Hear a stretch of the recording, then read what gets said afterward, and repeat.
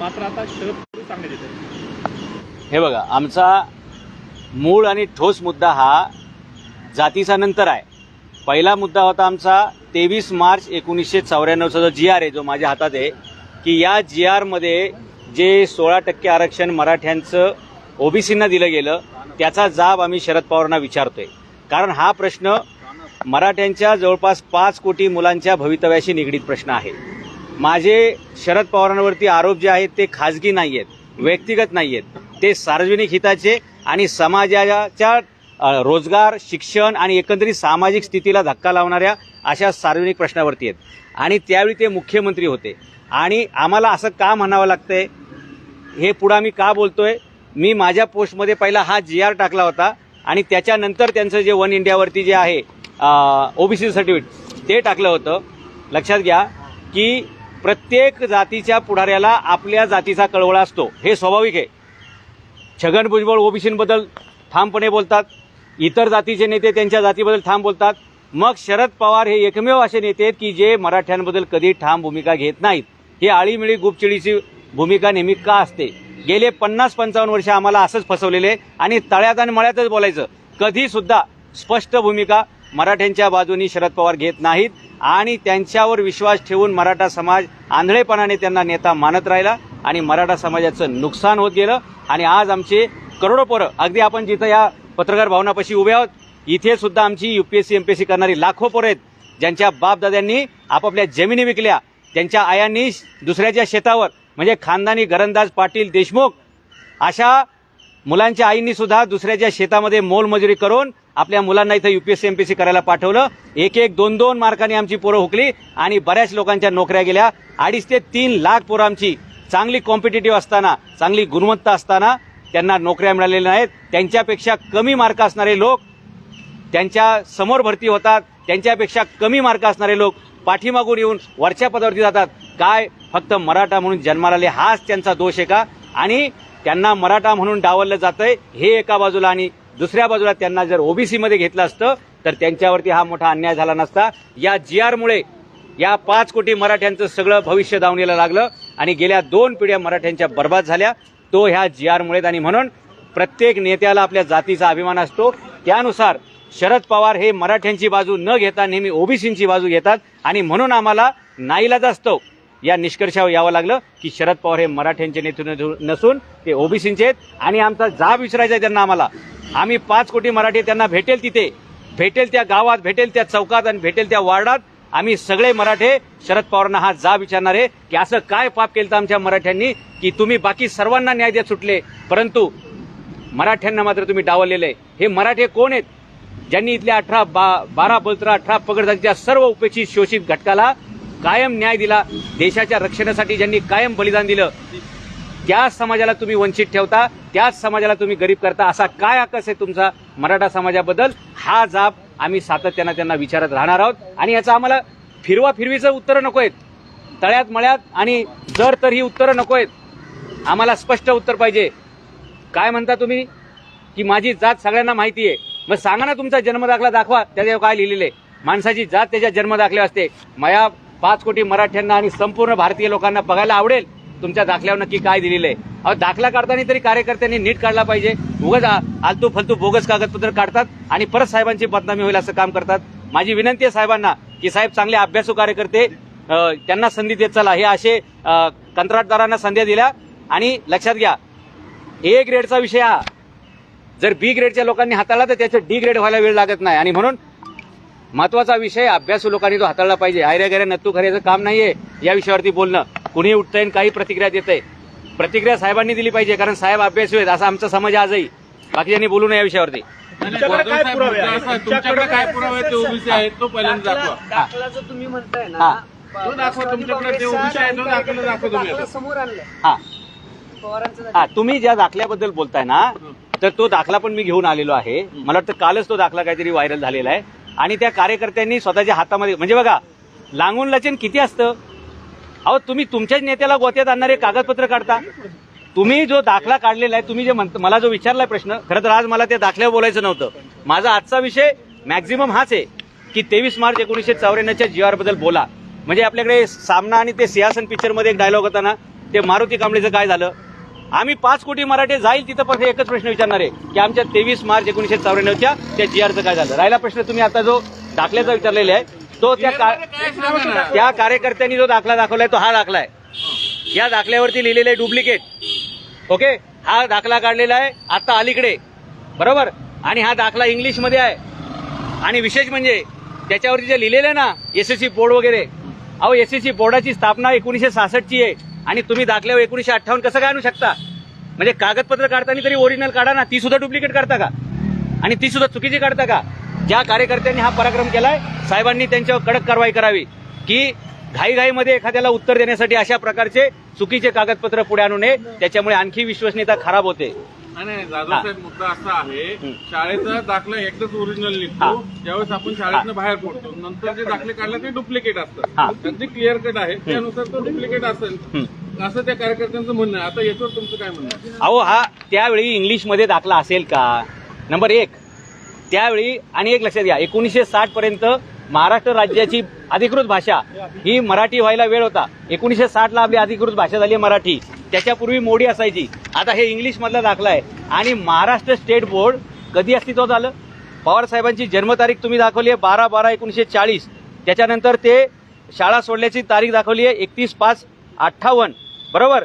Saint up for the SSC exam March 58. जरा तज्ज्ञ लोकांना दाखला दाखवा, कसा लिहिला जातो दाखला हे जरा बघा त्याच्यामध्ये. प्रश्न असा आहे ना, मुद्दा असा आहे दाखला तो आता काढलाय त्यांनी, हो, मग तो आता त्याच्यावर हे असंच असणार प्रचलित पद्धतीनुसार. अहो पण तुम्ही ज्या बोर्डचं म्हणताय की नाही, ते बोर्ड कधी अस्तित्वामध्ये आलेले? तुम्ही सांगताय बोर्ड कधी अस्तित्वात 1966ला आलं ना.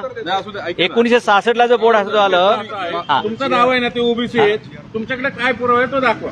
हे बघा, हे ओबीसी असल्याचा पुरा दाखवा. येस, याच्यावर एक लक्षात घ्या, जे पूर्वी सर्टिफिकेट व्हायरल झालेलं आहे त्याच्यावरती त्यांची जात ओबीसी दिसलेली आहे. त्याच्या ऐका, वन इंडिया नावाच्या वेबसाईटवरती आजही मिळतं. आणि जर वन इंडियाच्या वेबसाईटवरती असलेले कागदपत्र जर व्हॅलिड नाहीत असं तुम्हाला माहिती असेल तर प्रत्येक व्यक्ती इलेक्शन लढताना त्यांना अफिडेव्हिट द्यावं लागतं. त्याच्यामध्ये त्यांना नॅशनॅलिटी, त्यांची कास्ट आणि सबकास्ट जे काय असेल ते त्यांना डिस्क्लोज करावं लागतं. महाराष्ट्राच्या जनतेला दिसू द्या ना, महाराष्ट्रातल्या 48 खासदारांनी त्यांच्या अफिडेव्हिटवर काय लिहिलेलं आहे, महाराष्ट्राच्या 288 आमदारांनी त्यांच्या अफिडेव्हिटवर काय लिहिलंय.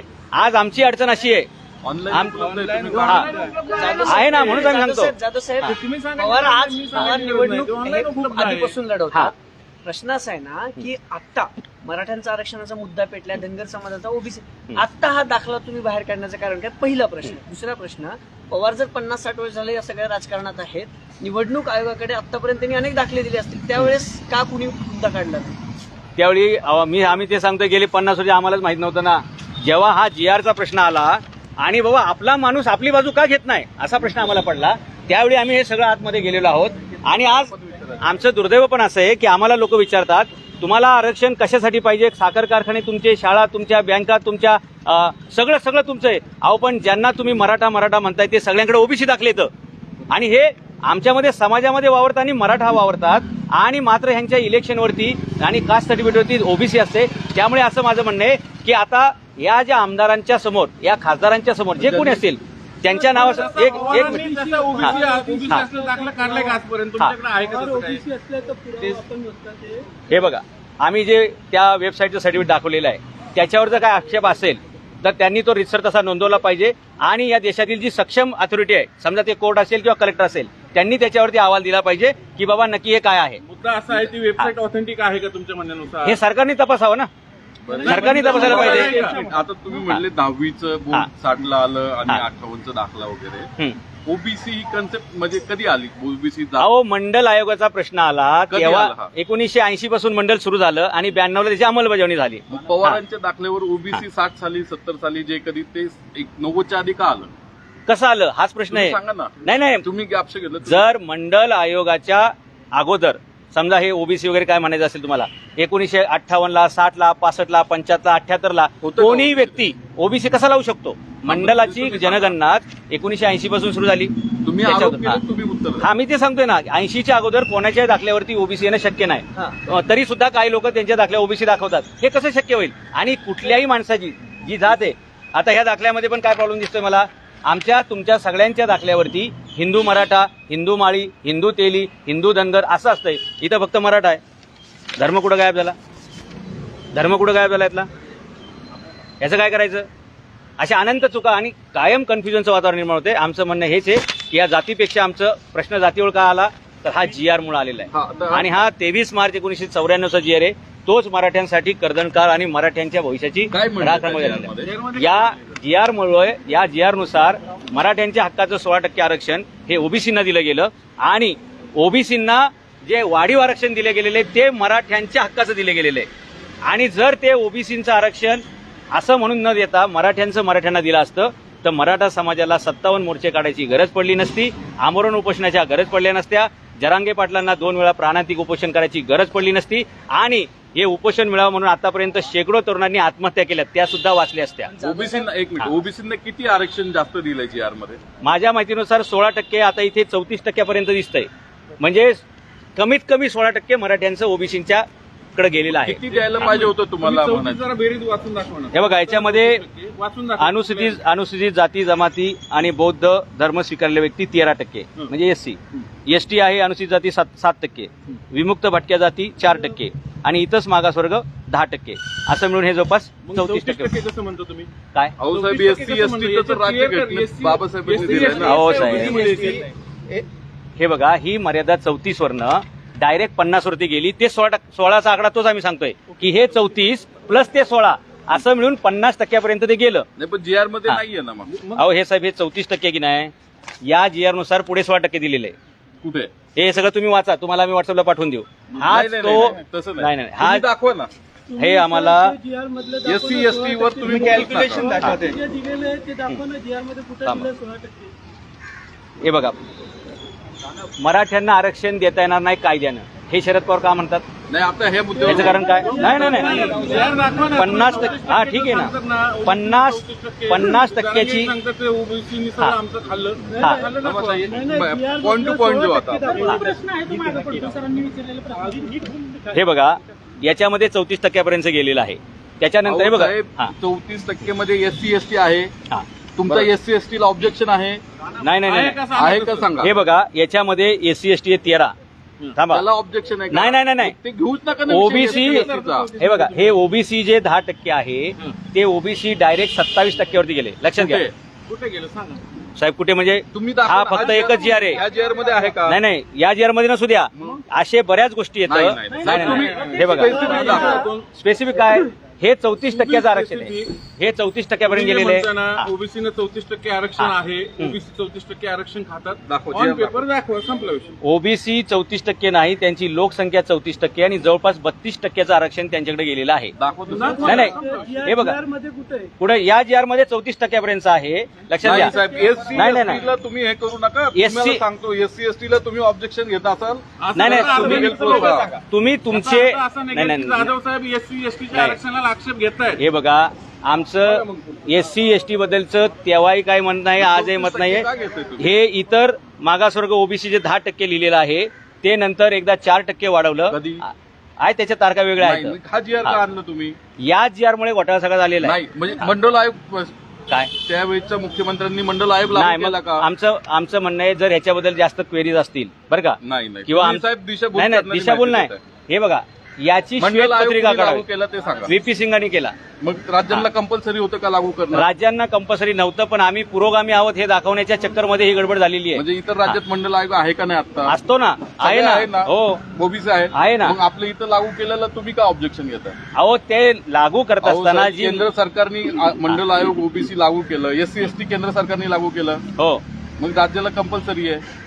अहो त्यांच्या नियमात बसून अहो, तुम्ही साहेब, करायला पाहिजे ना. राज्यघटनेचा अभ्यास करा. केंद्राने तसं नाही. निर्णय- आता मला सांगा, जारंगे पाटील किंवा मराठा संघटना म्हणतात की केंद्राच्या अखत्यारीत तो चेंडू आहे, केंद्राने निर्णय घ्यावा, आधी ठराव करावा आणि राज्यघटनेत बदल करावा आणि आरक्षण द्यावं. मान्य आहे. मग कशासाठी म्हणतात ते? जर ओबीसी जर केंद्राने केला असेल तर राज्याला कंपल्सरी आहे ना. हे बघा ते केंद्र सरकारकडे जे अधिकार गेलेले तुम्ही जे म्हणताय ते 2 एप्रिल 1918 दुरुस्ती आहे, घटना नंबर 102 दुरुस्ती आहे. त्यानुसार केंद्राला सुद्धा ते अधिकार त्यांनी त्यांच्याकडे घेतलेत. आता आपल्याकडे कधीपर्यंत संधी होती? त्यांनी ती दुरुस्ती करायच्या अगोदर. आणि परत काही लोकांचं म्हणणं आहे की 105वी घटना दुरुस्ती केली, त्यानुसार परत राज्यांना अधिकार दिलेत. तर नक्की स्टँड काय आहे याच्यावरती विधितज्ञांनी क्लिअर केला पाहिजे. आम्हाला कोणत्याही परिस्थितीत केंद्र किंवा राज्य कोणी निर्णय घ्या, आम्हाला आरक्षण पाहिजे. मराठा आरक्षणाची मागणी पहिल्यांदा कधी आली? 1982ला जेव्हा अण्णासाहेब पाटलांनी पहिला मोर्चा काढला, जवळपास लाखभर लोक ते आझाद मैदानावरती आलते. ती मराठ्यांचा पहिला मोर्चा आहे ज्याच्यामध्ये तीव्रतेची मागणी मराठ्यांनी तुम्ही आता केली. का जागृत झाले? आम्ही काय तेव्हापासूनच करतो एक सगळं. तुम्ही 99, 2000, 2005 पासून तुम्ही का नाही या विषयात पुढे आले? 2017लाच मी पुस्तक प्रकाशित केले, मराठा क्रांती मोर्चा भविष्याने वाटचाल. जो पहिला मोर्चा नाही. वैयक्तिक काय केले ते सांगा आरक्षणाच्या संदर्भात. आरक्षणाच्या संदर्भात मराठा आरक्षणाच्या हो, आरक्षणाच्या संदर्भामध्ये मी वैचारिक काम करणारा माणूस आहे. मी 2017लाच पुस्तक लिहिलं, त्याच्या 5000 प्रती वाटल्या आणि जनजागृती करणं हेच माझं काम आहे. मी काय हातामध्ये काठ्या घेणं, दगड घेणं हे माझं काम नाही. म्हणजे तुम्हाला म्हणणं आहे की मराठ्यांनी आंदोलन काठ्या मोर्चे घेऊन केलं, नाही, दगड घेऊन केलं? तुम्ही अशा प्रकारचे प्रश्न विचारू नका. तुम्ही पत्रकार आहे म्हणजे नाही, तुम्ही फिरून काय प्रश्न विचारताय? ही प्रश्न विचारण्याची पद्धत आहे तुम्ही का? काय आरक्षण मी वैचारिक काय विचार ऐका, वन बाय वन मी वैचारिक माणूस असल्यामुळे सांगा ना काय केलं? मी पुस्तक लिहिलं मराठा क्रांती मोर्चा भविष्याने वाटचाल, आणि ते पुस्तक प्रबोधनासाठी लिहिलं. आणि आपण मुलांनी हातामध्ये काठी दगड हे घेण्याचा काही संबंध आहे का? तुम्ही माझ्या तोंडी असे शब्द का आम्ही टाकताय? म्हणलंच नाही. नाही, हे बघा, तुम्ही प्रश्न जे घेणार चुकी नाही, हे बघा, मी काय म्हटलं, मी वैचारिक प्रबोधन केलेलं आहे, वैचारिक प्रबोधन करतोय. काठे लाटे घेणारा माणूस नाही. मग आता आंदोलक सगळे काठे लाटे घेणार आहेत का, असं तुम्हाला म्हणायचं का? हे बघा, असं तुम्हाला म्हणायचंय का? नाही, मी वैचारिक माणूस आहे. नाही, तुम्ही इंटरव्ह्यू दुसऱ्या दिशेने वळवताय. मी वैचारिक माणूस आहे आणि विचारांचंच काम करणार. बाबत तुम्ही प्रश्न उपस्थित केला हा. आहे का? तुम्ही म्हटलं का मराठ्यांचं 16% आरक्षण हा. काढतो. त्यातला काही पुरावा GR मध्ये तसं आहे का? हा GR तुम्हाला मी पाठवेल. तुम्ही नाही, गा- 16% नाही, दाखवतो नाही, तसं उल्लेख आहे. याच्यात 34 पर्यंत गेलेला आहे आणि 34 वरनं पुढे वाढवून 34 मध्ये SC ST किती टक्के आहे तुम्ही सांगा. अहो, आता परत सांगा, 13 आणि 7 20% आणि ओबीसी 10% आणि एक 4% हे येतं भटके विमुक्त. दाखवताय ओबीसी 10%, मग तुम्ही 34% कसं म्हणता ओबीसी? मग हे ओबीसीचं 10%च त्यांनी 27%वरती नेलं साहेबा. कोणी लिहिलं? शरद पवार मुख्यमंत्री असताना गेलं. तो GR दाखवा ना. आमची मागणी हीच आहे की जे 16% मराठ्यांच्या हक्काचं आहे ते परत मराठ्यांना मिळावं. आणि हे सगळं ह्या GR मुळे भानगड झालेली आहे, जेणेकरून मराठ्यांना ओबीसी मध्ये याचा मार्ग बंद झाला.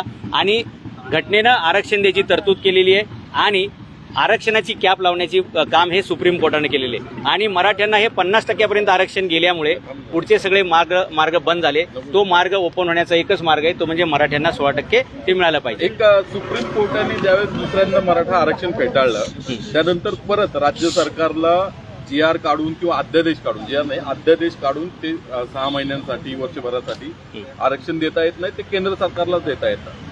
त्यामुळे राज्य सरकार आता देऊ शकत नाही मराठ्यांना नव्यानं अध्यादेश काढून आरक्षण, ते केंद्र सरकारच्या अखत्यारीत आहे. तर तुमची काय भूमिका आहे त्यावर? केंद्र सरकारच्या अखत्यारीत आहे. मी नरेंद्र मोदी साहेबांना आज उद्या पत्र लिहिणार आहे, माझ्याकडे टाईप करून झालेलं आहे. मी लवकरच त्यांना पोस्ट करणार आहे आणि ते त्यांना मिळेल.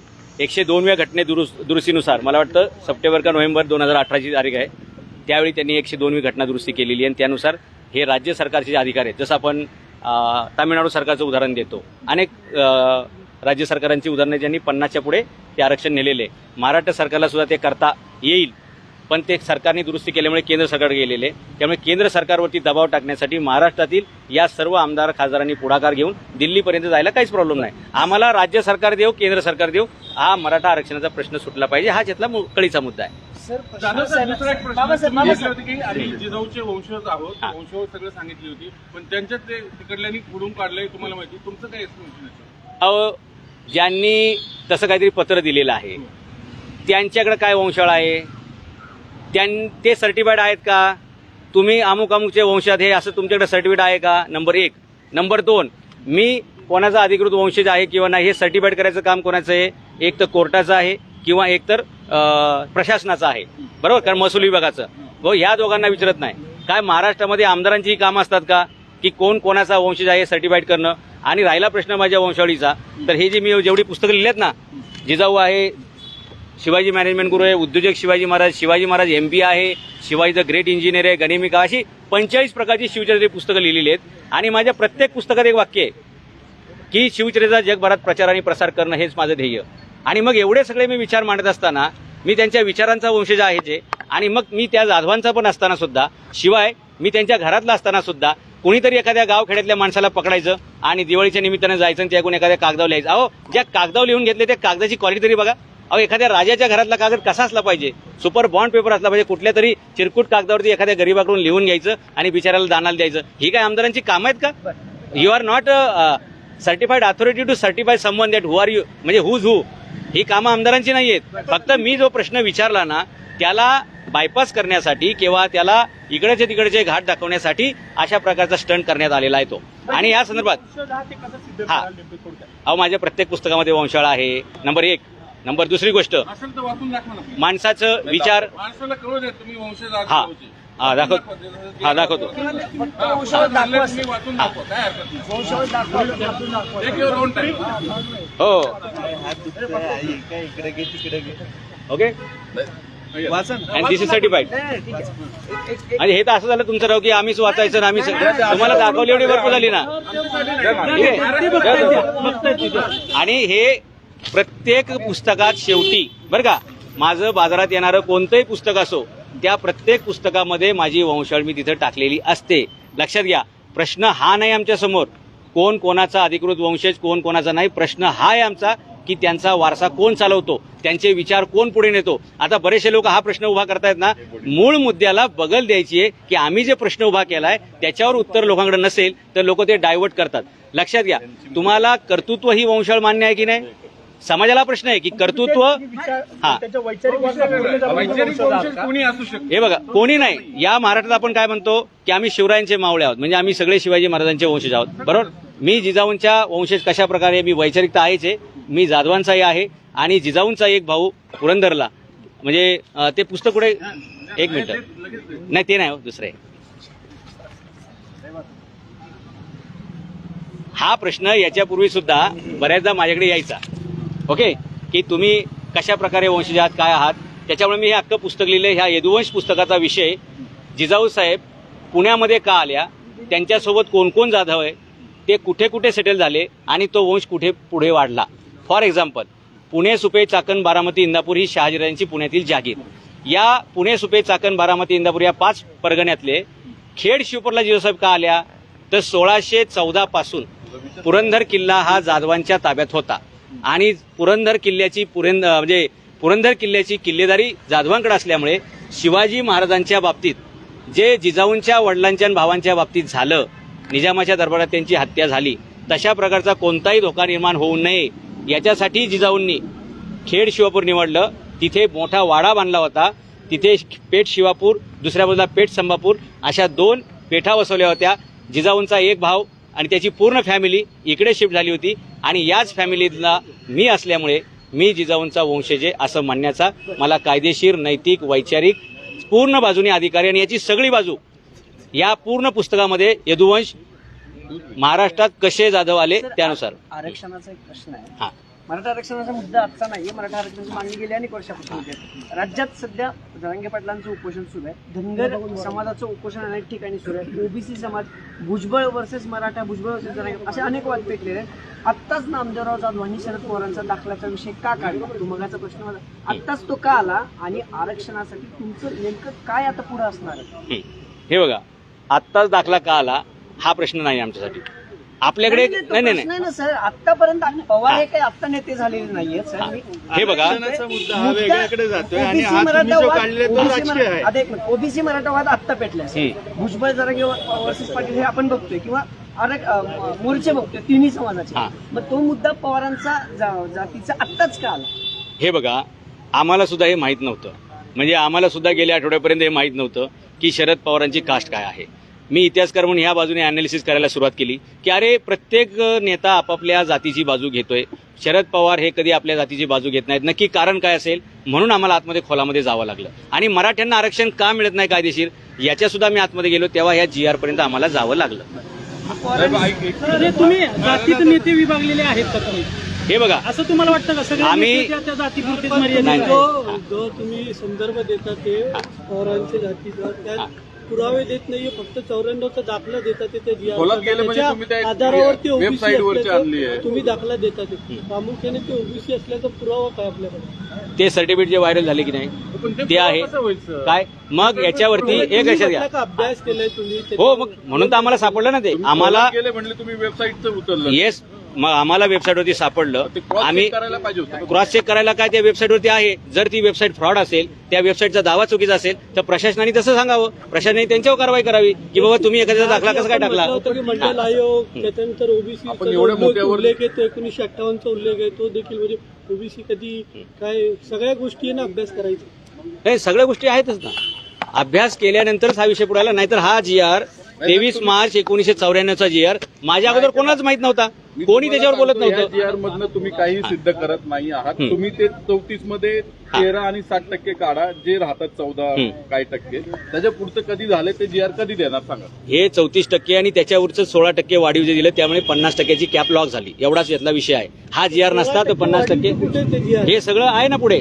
या जी.आर.ला कनेक्टेड हे बघा, जसं घटनेमध्ये अनेक वेळा दुरुस्त्या झालेल्या आहेत त्यानुसार या जी.आर.च्या आधारे पुढे अनेक दुरुस्त्या करण्यात आल्या आहेत. हो अगदी, हा जी.आर.ही तुम्हाला पाठवण्यात येईल आणि बाकीच्या केव्हा केव्हा कोणत्या दुरुस्त्या झाल्या ते बघूया. म्हणजे तुमचं जे क्वालिफिकेशन आहे आणि तुम्ही कुठे शिक्षक होतात, प्राध्यापक होतात, त्याच्यावर पण आक्षेप घेतलेला आहे राष्ट्रवादी काँग्रेसने. तर तुमचे क्वालिफिकेशन, एज्युकेशनल क्वालिफिकेशनचे तुम्ही कधी देताल आणि तुम्ही कुठे प्राध्यापक होतात, शासकीय सेवेत होतात किंवा प्रायव्हेट सेवेत होतात, त्याचे काही पुरावे आहेत का ते कधी देणार. हे बघा, मी कुठल्या राजकीय पदावर आहे का, मी कुठल्या प्रशासकीय पदावर आहे का, म्हणजे कुणीतरी काहीतरी प्रश्न विचारले त्याला उत्तर द्यायला मी काय बांधील आहे का. जर मी लोकसेवक असेल, जर मी एखाद्या शासकीय पदावरती असेल तर माझी खासगी माहिती विचारण्याचा कोणाला अधिकार आहे. राजकीय पक्षाचे लोक असा कसा बालिशपणा करू शकतात.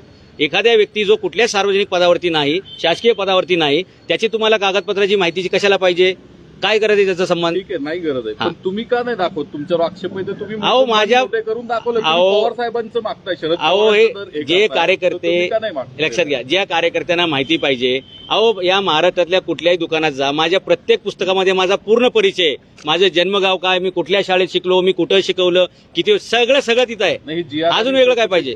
नाही, ते पुस्तक म्हणजे काही शासन सर्टिफाईड नाही ना. तुम्ही मग जर ते- शासनाचं जर आणून दिलं तर जास्त बरं होईल ना. सगळ्यांची तोंड बंद होतील तर. अहो नामदेवराव जाधव कुठल्या कॉलेजला शिकवत होते, नामदेवराव जाधवांचा जन्म कुठला आहे हे सर्टिफाईड करायची गरज आहे का. तुमचा जन्म दाखला किंवा आम्हाला माहित नाही ना सर, मला पण वैयक्तिक माहिती नाही नाही, तुम्ही प्रश्न आहे की नाही अगदी ठरवून वेगळ्या अँगलनी विचार. नाही नाही, चुकीचं आहे. तुम्ही नाही नाही, एक लक्षात घ्या ना, मी नाही विचारलं. विकास लावंडे राष्ट्रवादी काँग्रेसचे प्रवक्ते, त्यांनी विचारलेलं आहे. कोणाच्या प्रश्नाला उत्तर द्यायचं हे मी ठरवेल ना. आणि मी कोणत्याही शासकीय पदावर नाहीये त्याच्यामुळे. आणि ज्यांना नाही नाही, तुम्ही ठरवून एखाद्याची प्रश्नाची उत्तर हे पवारांकडे मागतात हा. ते त्यांचे लोक तुमच्यावर आरोप करतात त्यांची प्रश्नाची उत्तर आम्ही तुमच्याकडनं मागतो.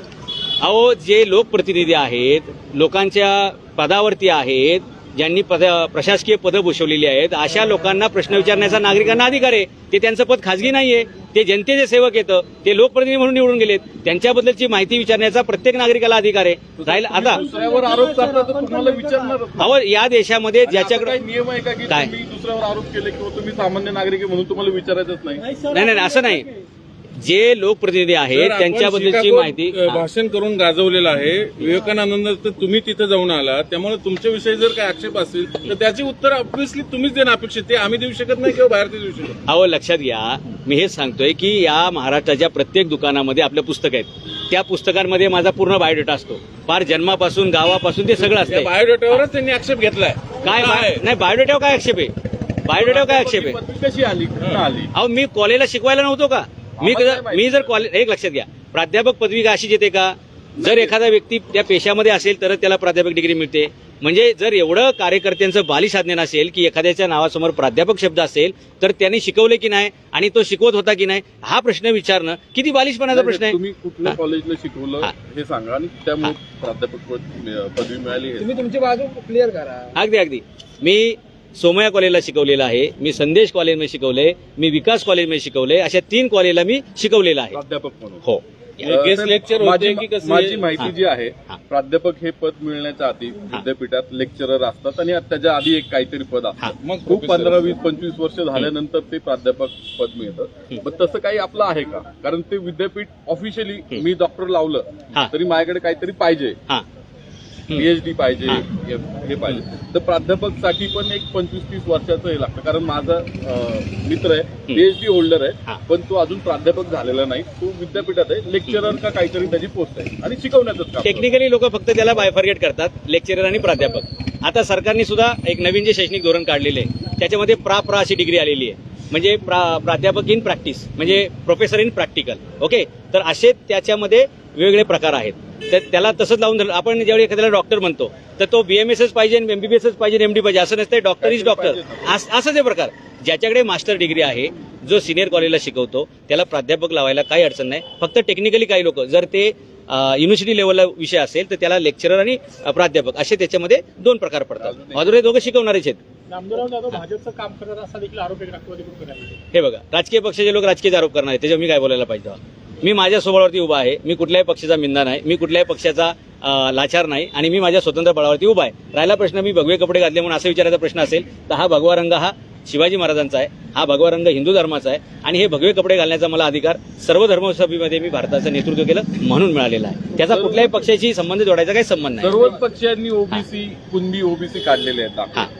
त्यांच्याबद्दल तुमची काय भूमिका असेल? सगळ्याच पक्षांनी आमचं कॅबिनेट मंत्री पण हो, आहेत येस. आज. आता आमचा एक सर्व्हे चालू आहे. या महाराष्ट्रातले 48 खासदार आणि 288 आमदार जे समाजामध्ये मराठा म्हणून मिरवत आहेत, पण ऍक्च्युली कागदावर त्यांचे ओबीसी असे दाखले आहेत, या सगळ्यांचा आम्ही डेटा तयार करतोय. आणि मराठा समाजावर जो आरोप आहे की मराठा समाजात सगळे श्रीमंत आहेत, कारखाने यांचे, बँका यांच्या, शाळा कॉलेज यांचं, सगळं यांचं, असं लोकांचा समज आलाय बरं का. पण ज्यांच्या शाळा आहेत, कॉलेजेस आहेत, आमदार आहेत, खासदार, हे सगळे ओबीसी आहेत, यांच्याकडे ओबीसी दाखले आहेत, आणि म्हणून मराठा समाजाचं मागासले पण सिद्ध करता येत नाहीये. पण त्यांचे असे कोणते आहेत त्यांचे काही नाव सांगा ना, बिनधास्त. आम्ही यादी बनवतोय. खूप मोठी यादी होणार आहे.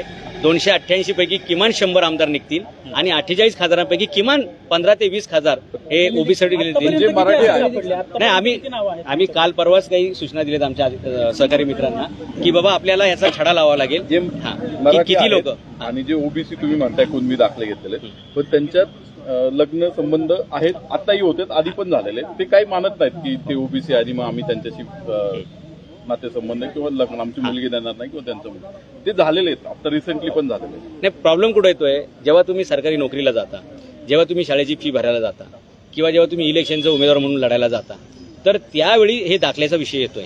बाकी सोयरिकीच्या वेळी प्रत्येकाला माहिती असतं ते त्यांचं देवक वगैरे याच्यावर की बाबा हा कोणत्या ह्याच्यात बसतो काय वगैरे, तर तो प्रश्न नाहीये.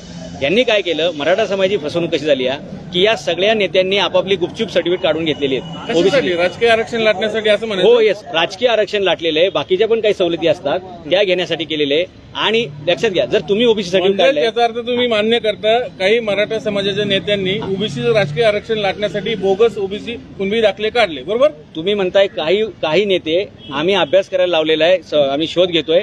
बरेच नेते असे आहेत, बरेच बरं का, मूडवर नाही, मोठा आकडा निघणार आहे. आणि त्याच्यामुळे आमचं म्हणणं आहे की या नेत्यांनी ओबीसी सर्टिफिकेट घेतल्यामुळे आणि वावरायला ते मराठा समाजात असल्यामुळे मराठे श्रीमंत आहेत, प्रगत आहेत, खाऊन पिऊन आहेत असा लोकांचा समज झालाय. हे प्रस्थापित बाजूला झाले तर मराठा समाजाचं वास्तव चित्र दिसेल की मराठा समाजाची परिस्थिती अत्यंत बिदारक आहे. जरांगे पाटलांच्या समर्थनासाठी राज्यभर जे आहेत ते मराठा समाजाचे लोक उपोषण करतायत, साखळी उपोषण करतायत, आंदोलन करतायत. तुम्ही असं काही उपोषण वगैरेला बसणार आहात? आमच्या आंदोलनाचे 2 हत्यार आहेत, एक उपोषण आणि दुसरं प्रबोधन. मनोज जरांगे पाटील हे उपोषणाच्या माध्यमातून या चळवळीचं नेतृत्व करतील आणि प्रबोधनाची संपूर्ण जबाबदारी माझ्या खांद्यावरती असणार आहे. आणि सगळ्या राज्यभर पाटलांना मान्य आहे का तुम्ही प्रबोधन करणार आहे? हे बघा, म्हणजे नाही, एक लक्षात घ्या, जरांगे पाटलांला हे माहित आहे का की तुम्ही प्रबोधन करणार आहात किंवा त्यांची परवानगी घेतलेली आहे का तुम्ही असा काय प्रश्न विचारताय? बरं, नाही, जरांगे पाटलांचं परवानगी नाही, प्रश्न योग्य डायरेक्शनला यायला पाहिजे. जसं काय आपली अधिकृत संस्था आहे, रजिस्टर बॉडी आहे, मग ते अध्यक्षाला विचारलं पाहिजे. या मराठा आरक्षणाच्या चळवळीमध्ये कोणी अध्यक्ष नाही, कोणी कार्यकारी अध्यक्ष नाही, कोणी संचालक नाही, कोणी समन्वयक नाही. प्रत्येक जण मावळा आहे आणि प्रत्येक जणांनी आपापल्या पद्धतीनं त्यांच्या गावात, त्यांच्या तालुक्यात, त्यांच्या जिल्ह्यात प्रबोधन करायचं आहे. आलं लक्षात? त्यानुसार हे सगळं चाललेलं आहे. याच्यासाठी कोणी परवानगी घ्यायची गरज नाही, कोणाला विचारायची गरज नाही. फक्त सगळ्यांचा एकच सूर असा असणार आहे की आपण हे सगळं आंदोलन अहिंसेच्या मार्गानं, शांतीच्या मार्गानं आणि व्यवस्थित पार पडायचं असतं. तुम्ही भेट घेणार आहात का? कधी? भेटले मागे भेटले ना? मी अमेरिकेहून आल्यानंतर थेट डायरेक्ट आंतरवाली सराटीलाच गेलतो. त्याच्यानंतर त्यांचं उपोषण ज्या दिवशी सोडवायचं होतं, मला वाटतं काही 17 तारीख होती, त्याही दिवशी मी तिथं होतो. आणि 14 तारखेला जी मोठी जाहीर सभा झाली, जवळपास देशातील विक्रमी सभा झाली आंतरवाली सराटीला, त्याही सभेला मी होतो. आदल्या दिवशीच मी गेलो होतो. आणि प्रत्येक वेळी मी स्टेजवर दिसलोच पाहिजे किंवा त्यांच्यावर फोटोज काढला पाहिजे हे काय मला अपेक्षित नाही. काम करणं हे अपेक्षित आहे. आणि काम करणारा माणूस मोठा होतो. फोटो काढून काय फायदा नसतो. तुम्ही अभ्यासू आहात, प्रबोधन करताय, पण मात्र आता उपसमितीने आतापर्यंत काय काय कामं केले त्याचा एकदा तरी आढावा घेतलाय का? कोणती उपसमिती? मराठा आरक्षणासाठी जी नेमलेली आहे, ज्याच्यात चंद्रकांत पाटील अध्यक्ष आहेत, त्यांच्याकडनं कधी आढावा घेतलाय का? ते आढावा वगैरे घेण्याची जबाबदारी की नाही मनोज जरांगे पाटील यांच्यासोबत काही तज्ज्ञ लोक आहेत. ते 123 गावं आहेत आणि काही समाजातील बुद्धिवादी वर्ग आहे. त्यांचा आणि त्यांचा सतत डायलॉग चालू असतो. आणि म्हणून तुम्हाला जे असं वाटतं ना की प्रत्येक प्रश्नाचं मनोज जरांगे पाटलांकडे उत्तर रेडी कसं असते, तर त्याच्यावरती सारखं ब्रेन स्टॉर्मिंग चालू असतं, त्याच्यावर विचारमंथन चालू असते. आणि मनोज जरांगे पाटील ह्या मराठा आरक्षण संघर्ष योद्धा म्हणून आहेत, त्यांचे ते नेते आहेत. आणि म्हणून ते सातत्यानं याचा अभ्यास करतच असतात. आणि जेणेकरून कायद्याच्या चौकटीत सविनय पद्धतीनं हा प्रश्न सुटेल या दिशेने चाललेला एक शेवटचा प्रश्न, जे आंदोलन झालं मराठा समाजाचं किंवा सुरू आहे, हडपसरमध्ये घटना झाली की ओबीसी कुणबी आहे आणि त्या दाखल्यांना विरोध केला म्हणून एका मराठा युवकावरती शाई टाकली गेली किंवा डांबर काहीतरी टाकलं गेलं. त्या मराठा समाजाचेच युवक होते. त्यांच्यावर नंतर गुन्हाही दाखल झाला.